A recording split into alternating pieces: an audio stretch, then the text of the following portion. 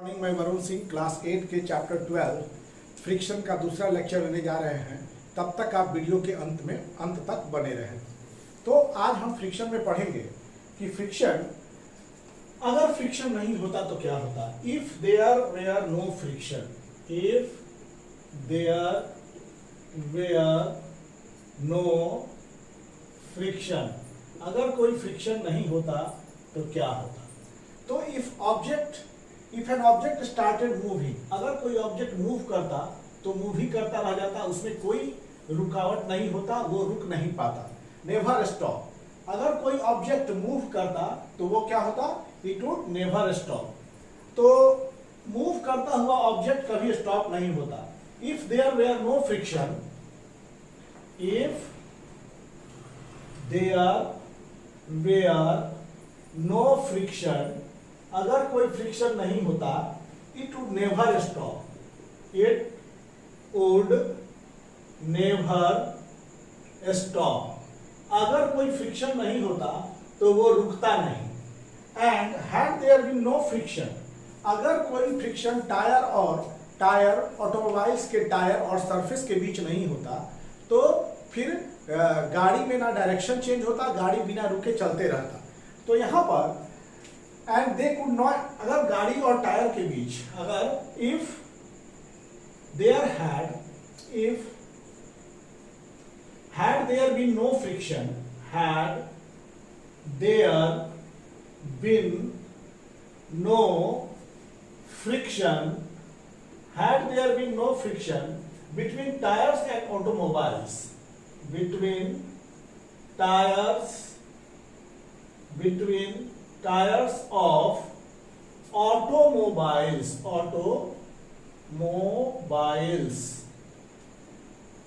and the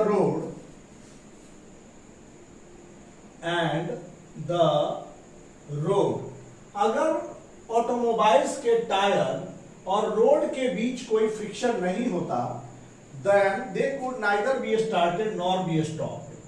तो ये क्या होते, ना ही उनको they could neither be started nor be stopped, ना ही उनको स्टार्ट किया जा सकता था, ना ही उनको रोका जा सकता था। अगर टायर और सरफेस के बीच कोई फ्रिक्शन नहीं होगा तो ना गाड़ी को स्टार्ट किया जा सकता है, ना ही उनको रोका जा सकता है। They could not be started or stopped, ना ही उनको स्टार्ट किया जा सकता था, ना ही उनको रोका जा सकता है। तो ऐसे केस में if there were no friction, it would never stop, अगर फ्रिक्शन नहीं होता तो उसको रोका नहीं जा सकता था। Had there been no friction between tires of automobiles and road, they could not be started or stopped, ना ही उनको स्टार्ट किया जा सकता था, ना ही उनको रोका जा सकता था। तो यहां पर हम लोग चलेंगे कि friction is an evil. Friction क्या है? Friction is an evil. Friction एक इविल है, मतलब कि बुराई भी है। जैसे कि फ्रिक्शन अपोजेज मोशन, पहला कि फ्रिक्शन एक नेसेसरी इविल है। फ्रिक्शन हमेशा मोशन को अपोज करता है, अपोजिट डायरेक्शन में लगता है, अपोज करता है, उसके एफिशिएंसी को कम करता है, मोशन की एफिशिएंसी को कम कर देता है। And more force is needed to move a body, और ऐसे केस में क्या होता है कि आपको ज्यादा फोर्स लगाना होता है बॉडी को मूव करने के लिए।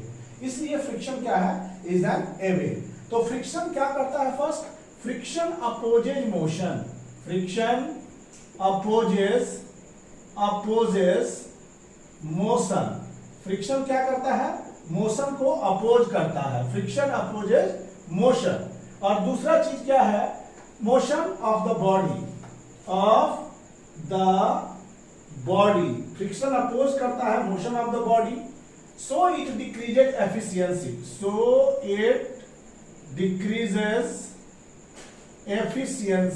एफिशिएंसी, और इसलिए ये एफिशिएंसी को क्या करता है? वो घटाता है। एफिशिएंसी ऑफ बॉडी, ये बॉडी की एफिशिएंसी को घटाता है।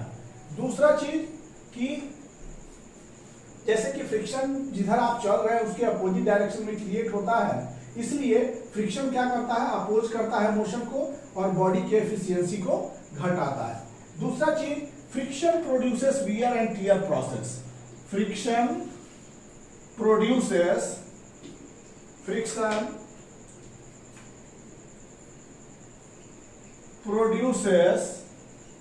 wear and tear process।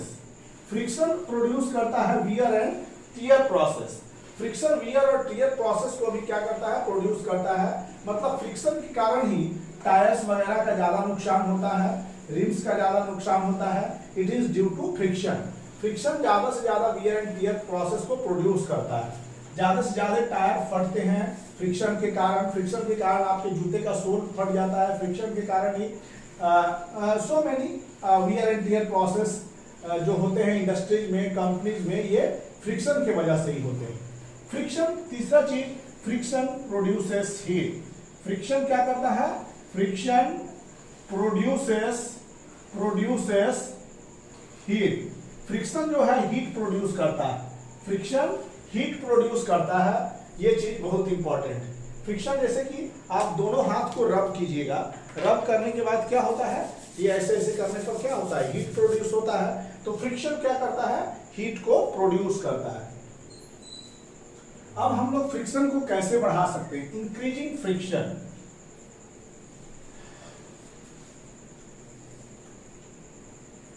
Increasing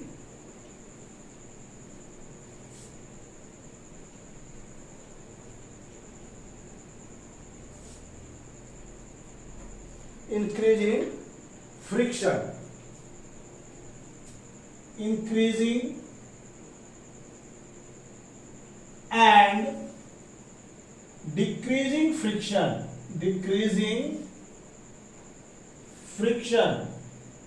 increasing and decreasing friction। Increasing और डिक्रीजिंग फ्रिक्शन मतलब, इंक्रीजिंग फ्रिक्शन में क्या होता है, पहले इंक्रीजिंग में चलेंगे।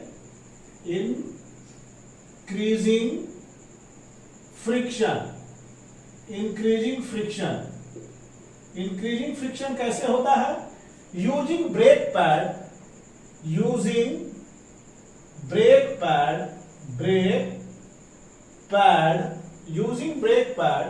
in the brake system,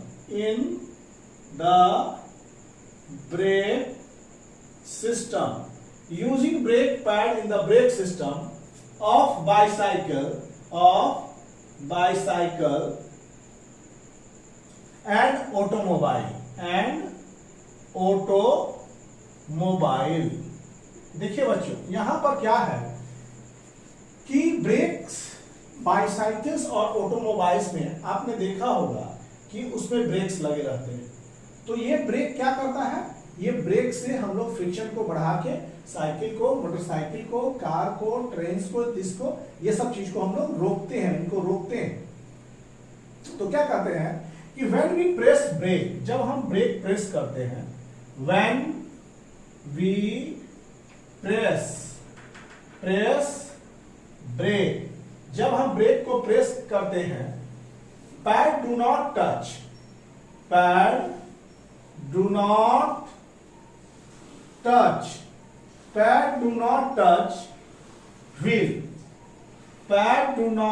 touch wheel, these pad arrest the motion। जैसे मान लीजिए कि क्या होता है कि ये साइकिल होता है, यहां पर ब्रेक का एक पैड लगा रहता है। तो जैसे ब्रेक लेते हैं, ये ऊपर की ओर उठ के इसको प्रेस कर देता है। इसको प्रेस किया, break.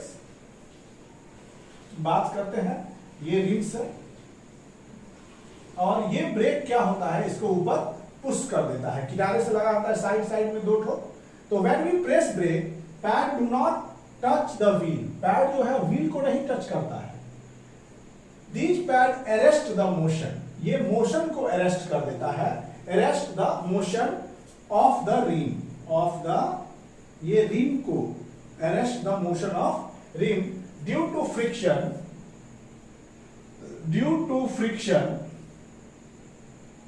friction, the wheel stop moving. The wheel stop moving. wheel क्या होता है? मूविंग करना स्टॉप कर देता है. Wheel stop moving.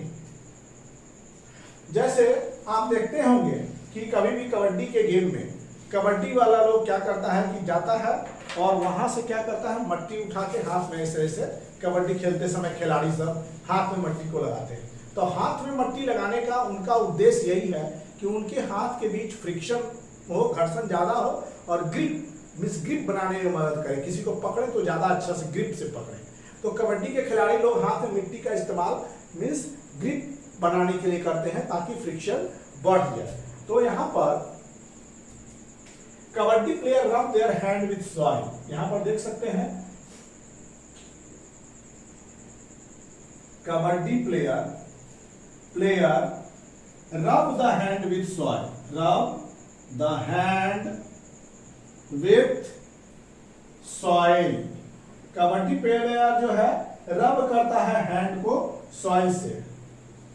दूसरा चीज, two for better grip of the opponent. For better grip of the opponent. For better grip of the opponent. Kabaddi player rub the hand with soil for better grip of the opponent. Gymnastic apply course substance. Gymnastic में जो खेलते हैं वो भी हाथ में कुछ course substance use करते हैं ताकि वो ग्रिप से अच्छे से पकड़ सके. तो जिम्नास्ट्स इसको लिख सकते हैं आप जिम्नास्ट्स, मतलब जिम्नास्टिक जो खिलाड़ी यूज करते हैं. Apply some course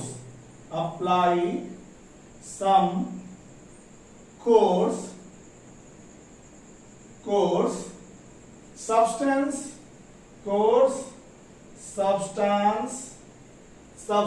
on their hand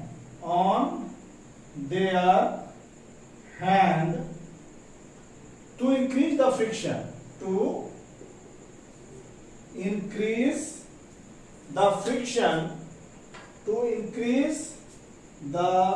friction. Friction को इंक्रीज करने के लिए, to increase the friction for better grip. यहां पर कबड्डी प्लेयर रब करते हैं हैंड को सॉइल से for better grip of opponent के बेटर ग्रिप के लिए. Gymnast apply some coarse substance on their hand to increase the friction. Gymnast हाथ में कुछ कोर्स सब्सटेंस को अप्लाई करते हैं ताकि फ्रिक्शन से वो अच्छा से ग्रिप कर सके. अब यहां चलेंगे, ऐसे भी कहीं पर चढ़ते समय हाथ में कुछ कोर्स सब्सटेंस का इस्तेमाल किया जाता है ग्रिपिंग बनाने के लिए ताकि फ्रिक्शन बढ़े और हमारा ग्रिपिंग मजबूत हो.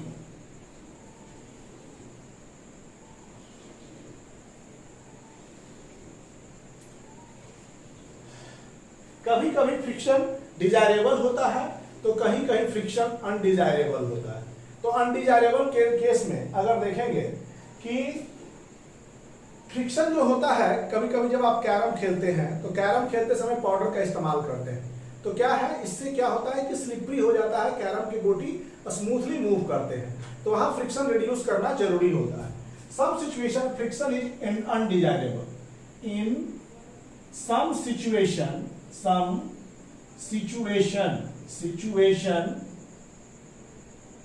friction is undesirable. Friction is undesirable. Friction क्या होता है, किसी किसी सिचुएशन में फ्रिक्शन जो होता है वो अनडिजायरेबल होता है and we have to minimise it. और हमको क्या होता है कि उसको मिनिमाइज करना पड़ता है. किसी किसी सिचुएशन में फ्रिक्शन अनडिजायरेबल होता है and we have to minimise it.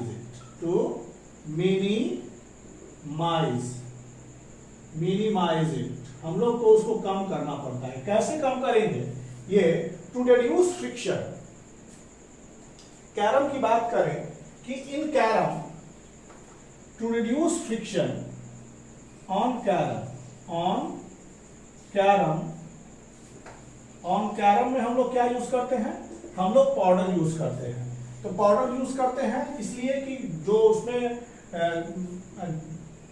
गोटी है सब, जैसे कि क्वीन हो गया, स्ट्राइकर हो गया, ये सब आसानी से मोशन कर सके।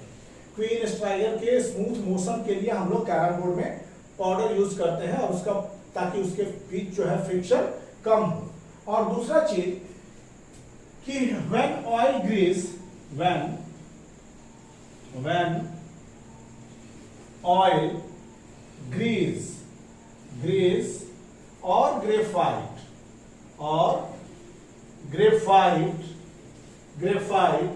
is applied between the moving part of machine,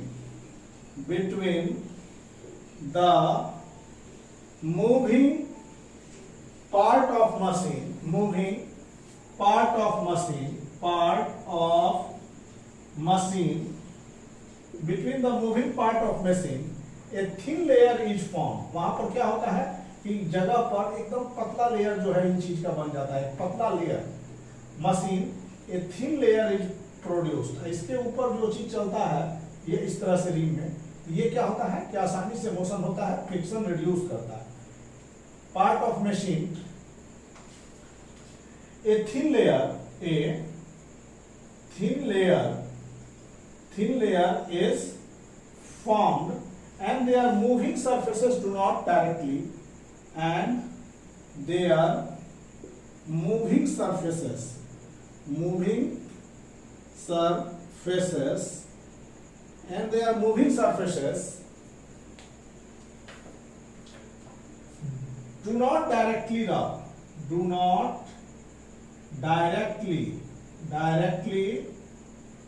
rub against each other। वो आसानी से क्या होते हैं, रब नहीं होते हैं। मूवमेंट बिकम स्मूथ, यहां पर मूवमेंट क्या हो जाता है, मूवमेंट बिकम्स स्मूथ।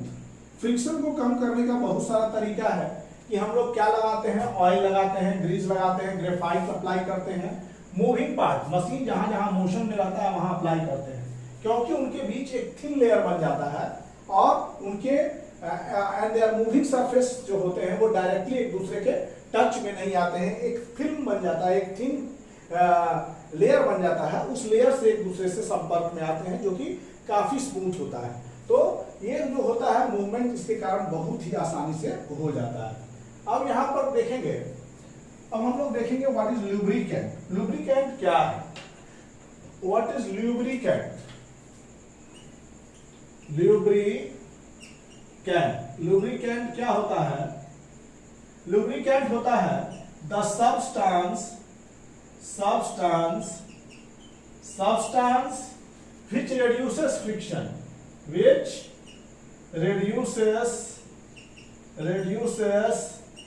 friction, जो फ्रिक्शन को रिड्यूस करता है उसको हम बोलते हैं लुब्रिकेंट।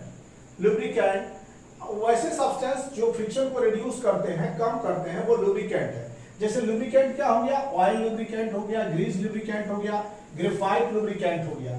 एग्जांपल में कौन कौन फ्रिक्शन को कम करता है आपका? एग्जांपल में आपका हो गया ऑयल लुब्रिकेंट, ग्रीस लुब्रिकेंट हो गया एंड ग्रेफाइट लुब्रिकेंट हो गया। ग्रेफाइट क्या हो गया, ये भी लुब्रिकेंट का काम करता है। अब जैसे कि मान लीजिए कैसे लुब्रिकेंट काम करता है कि मान लीजिए कि यहाँ एक रफ सरफेस है, दिस इज योर से रफ सरफेस, ये रफ सरफेस है, देखिए ये रफ सरफेस। यहाँ पर क्या करते हैं हम लोग, लुब्रिकेंट एक लगाते हैं, ये लुब्रिकेंट हो गया, दिस इज लुब्रिकेंट। लुब्रिकेंट ये है और ये रफ सरफेस, ये हो गया वन, सरफेस वन। इसके ऊपर दूसरा सरफेस है, ये हो गया सरफेस टू, सरफेस वन। यहां पर लुब्रिकेंट है, लुब्रिकेंट। तो दो रफ सरफेस के बीच अगर ये लुब्रिकेंट आ जाता है तो दोनों सरफेस के बीच का जो मोशन होता है वो स्मूथ हो जाता है। ये सरफेस है, ये दूसरा रफ सरफेस है और इसके बीच देखिए स्मूथ लुब्रिकेंट है, ये इसके बीच आ जाता है, इसके मोशन को स्मूथ कर देता है और सेफ मोशन और स्मूथर मोशन हो जाता है और आसानी से मोशन हो पाता है। तो हम लोग कैसे फ्रिक्शन को कम कर सकते हैं, तो अब हम बता रहे हैं कैसे करेंगे हम लोग फ्रिक्शन को कम। How can we reduce friction?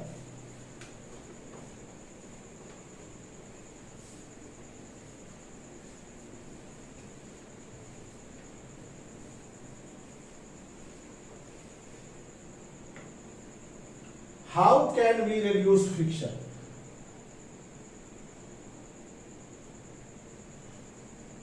Reduce, हम लोग फ्रिक्शन को कैसे कम करेंगे? तो हम लोग फ्रिक्शन को we reduce friction by, we can reduce friction by, हम लोग फ्रिक्शन को कैसे कम कर सकते हैं? बाय, पहला मेकिंग सरफेस स्मूथ, सतह को चिकना करके, मेकिंग सरफेस स्मूथ, हम लोग सतह को चिकना करके क्या कर सकते हैं? फ्रिक्शन को कम कर सकते हैं। जैसे कैरम के साथ था, कैरम पर पाउडर छिड़कते हैं तो इससे क्या होता है कि उनका मोशन स्मूथली होने लगता है। ऐसे हम पाउडर डाल के सरफेस को क्या करते हैं? स्मूथ बनाते हैं। दूसरा है by use of lubricant, by use of lubricant देखिए कि डालते हैं मशीन पार्ट्स में, ऑयल, ग्रीस और ऑयल है, ग्रीस है, और हम लोग क्या डालते हैं? ग्रेफाइट। ये सब लुब्रिकेंट का काम करता है जो कि मशीन पार्ट को स्मूथली चलाता है। थर्ड हम लोग क्या यूज करते हैं? By use of ball bearing, by the use of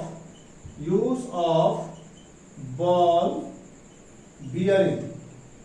bearing जो हम लोग रिंग लगाते हैं तो वो भी क्या करता है? वो फ्रिक्शन को कम करता है। और चौथा बाय स्ट्रीम लाइनिंग, एरोप्लेन वगैरह का जो शेप होता है, बोट वगैरह का, उनको इस तरह से बनाया जाता है कि उनका शेप फ्लूइड्स में आसानी से चल सके, तो ऐसे शेप को स्ट्रीम लाइन शेप कहते हैं। मतलब हम बता चुके हैं कि आगे भी पॉइंटेड और पीछे भी पॉइंटेड शेप, ये स्ट्रीम लाइन शेप हो जाता है। तो बाय स्ट्रीम लाइन, तो ये हुआ कि हम फ्रिक्शन को कैसे कम कर सकते हैं। अब हम लोग कैसे फ्रिक्शन को बढ़ा सकते हैं? Way of increasing friction, way of increasing friction को हम कैसे बढ़ाएंगे इसके बारे में हम लोग जानेंगे। फ्रिक्शन को बढ़ाने के लिए तो क्या है? By making surface rough, surface को क्या करेंगे? हम रुखड़ा कर देंगे। यहाँ स्मूथ करते हैं, रिड्यूस करने के लिए स्मूथ करते हैं, तो यहाँ पर क्या करेंगे? By making surface rough, by making surface rough, surface को हम रफ कर देंगे। दूसरा क्या करेंगे? By using dry surface, by using dry surface को यूज करेंगे। थर्ड बाय इंक्रीजिंग वेट को बढ़ा करके हम फ्रिक्शन को कम कर सकते हैं। वेट को बढ़ा करके फ्रिक्शन को कम कर सकते हैं। वेट को बढ़ा करके फ्रिक्शन को हम क्या करेंगे? कम कर सकते हैं। यहां पर अब हम लोग चलेंगे फ्लूइड फ्रिक्शन के बारे में। फ्लूइड फ्रिक्शन है क्या?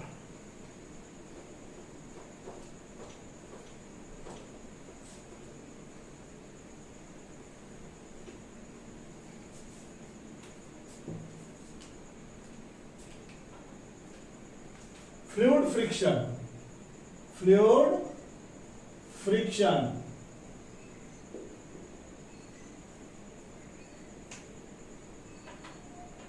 पहला, वी नो दैट, हम लोग जानते हैं, we know that air is very light, air is very light and thin, air is very light and thin. Yet इसके बाद भी एयर क्या करता है? Air exert frictional force, yet it exert, air बहुत हल्का होता है, पतला होता है, but it exerts frictional force, ये फ्रिक्शनल फोर्स एक्सर्ट करता है, फ्रिक्शनल फोर्स।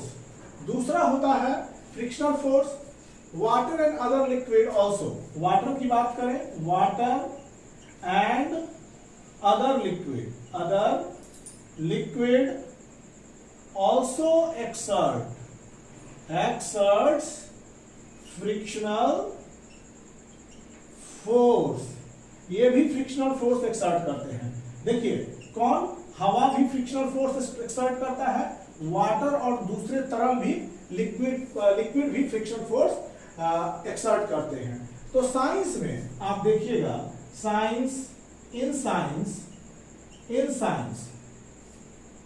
एयर और वाटर के लिए एक स्पेशल नाम है, there is a special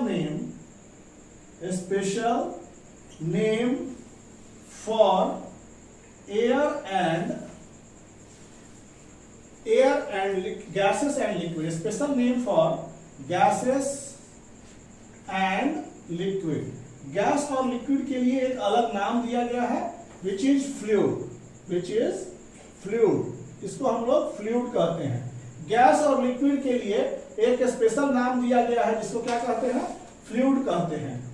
fluid, we can say that fluid exert friction, हम लोग कह सकते हैं कि वी कैन से मतलब फ्लूइड एक्सर्ट फ्रिक्शन, फ्लूइड क्या करता है, फ्रिक्शन एक्सर्ट करता है। कब, जब आप उसमें मोशन करेंगे तब। तो फ्लूइड के अंदर जब मोशन करने जाएगा, व्हेन एरोप्लेन हवा में जब मोशन करता है तो वहां फ्रिक्शन लगता है, पानी के अंदर जब कोई नाव चलता है तो वहां फ्रिक्शन लगता है। तो उसके अंदर जब आप मोशन करेंगे तो वहां पर एयर का फ्रिक्शन, वाटर में मूव करेंगे तो वाटर का फ्रिक्शन काम करेगा। तो क्या होता है कि fluid exert friction on object, fluid का अर्थ हो गया गैस एंड लिक्विड, गैस और लिक्विड दोनों बहते हैं, दोनों फ्लो करते हैं, इसलिए नाम हो गया फ्लूइड। गैस और लिक्विड दोनों फ्लो करते हैं, तो दोनों के लिए कॉमन टर्म है फ्लूइड है। तो gas and liquid exerts force, ये भी फोर्स एक्सर्ट करते हैं, फोर्स ऑफ फ्रिक्शन, ये फ्रिक्शन के फोर्स को एक्सर्ट करते हैं on object in motion, object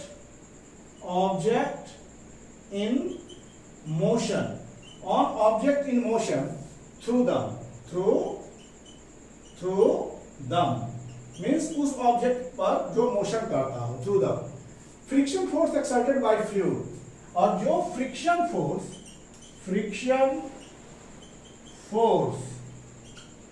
exerted by fluid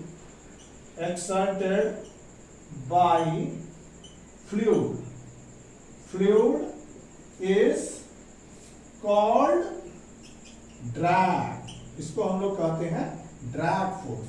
fluid का अर्थ क्या हुआ, गैस एंड लिक्विड, गैस और लिक्विड भी फ्रिक्शन फोर्स एक्सर्ट करता है जब उसके अंदर किसी बॉडी का मोशन में रहता है। तो फ्लूइड में जो फ्रिक्शन फोर्स उपस्थित होता है उसको ड्रैग फोर्स बोलते हैं। The friction force on an object, यहां पर the friction force on an object, the friction force on an object in fluid depends on जो भी फ्लूइड में है ऑब्जेक्ट, उस पर जो फ्रिक्शन लगता है वो depends on its speed with respect to fluid, its speed, उसके स्पीड पर विथ रेस्पेक्ट टू फ्लूइड। दूसरा क्या होता है, on the shape of the object, on the shape of an object, object के शेप पर डिपेंड करता है। एंड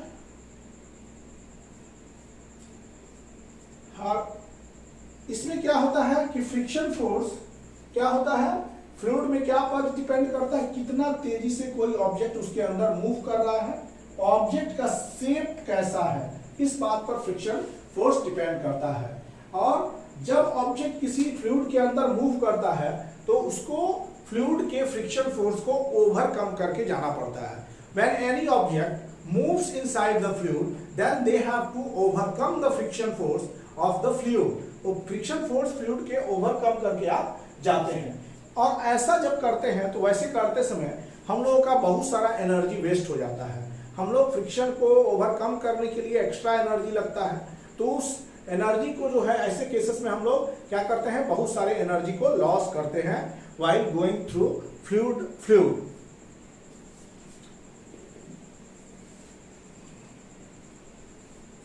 When object, आप इस बात को लिख सकते हैं,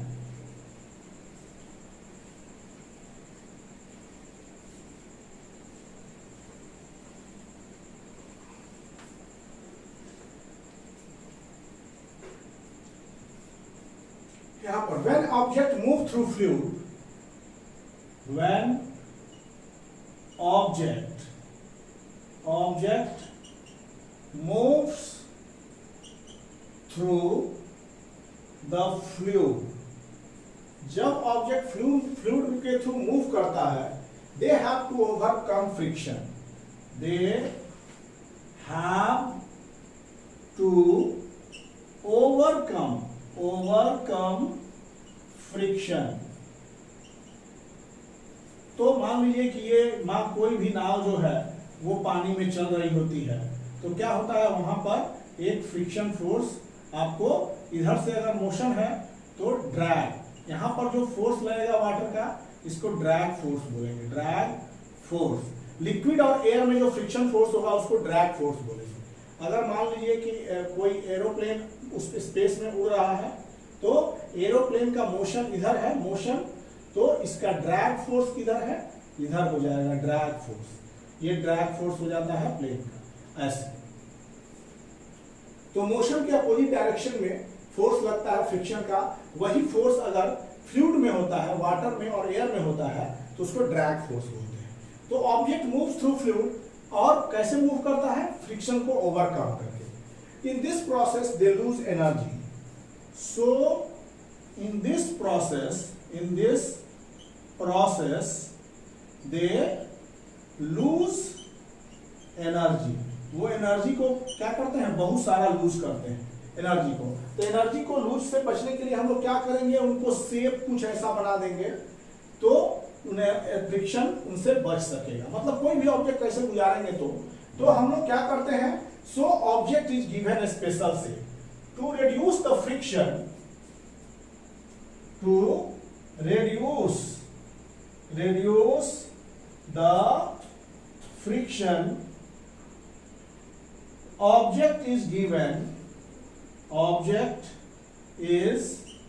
given a special shape, object को स्पेशल शेप दिया जाता है, डिजाइन किया जाता है। और स्पेशल शेप की डिजाइनिंग जो है वैज्ञानिकों को कहां से मिलती है, फ्रॉम नेचर को ऑब्जर्व करके, देखते हुए चिड़िया किस तरह से आसानी से स्पेस में उड़ रही, हवा में उड़ रही है, उनको देख के, उनके बॉडी के डिजाइन को देख के, मछलियां पानी के अंदर किस तरह से मूवमेंट में है, उनके बॉडी की डिजाइनिंग पैटर्न क्या है, ये सब देख के साइंटिस्ट को इस बात का अनुमान लगाते हैं कि कैसे जो है फ्रिक्शन को कम कर सके। तो ये सब देख के वैज्ञानिक देखते हैं कि मछलियों का बॉडी जो होता है थोड़ा स्ट्रीम लाइन होता है, आगे भी पतला पीछे भी पतला। ऐसा होने से क्या होता है कि पानी में उनको चलने में आसानी होती है। और पक्षी भी क्या होता है, आगे पतला पीछे पतला, उनकी बॉडी स्ट्रीम लाइन डिजाइन की होती है और वो आसानी से उसके अंदर मूव कर पाते हैं। तो फ्रिक्शन को ओवरकम करने के लिए क्या करते हैं, स्पेशल डिजाइनिंग, स्पेशल शेप होता है। अब यहां पर क्या होता है कि birds and fishes have to move about in fluid. आप देखते हैं birds and fishes moves in a fluid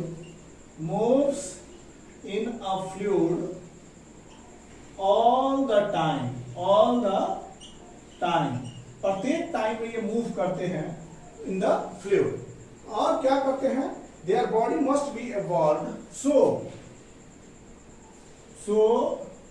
their body is evolved, विकसित हो गया है, evolved in such shape which could provide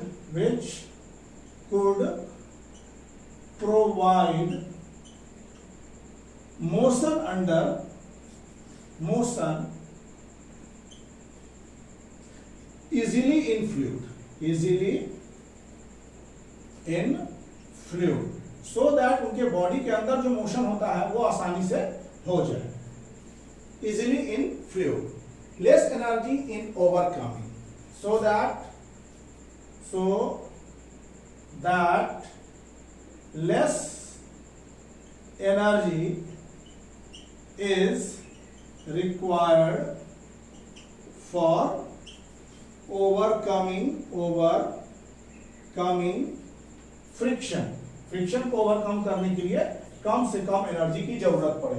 हम लोग फ्रिक्शन को पूरा तो नेग्लेक्ट नहीं कर सकते हैं, पूरा तो हटा नहीं सकते हैं, लेकिन उसको कुछ सीमाओं तक हम उसको कंट्रोल कर सकते हैं। तो इसलिए हम लोग क्या करते हैं, हवा में जो एरोप्लेन्स वगैरह चलती है उनकी डिजाइनिंग भी मछलियों को और पक्षियों को देख के ही किया गया है स्ट्रीम लाइन से, और इसमें क्या होते हैं कि वो आसानी से चल सकते हैं।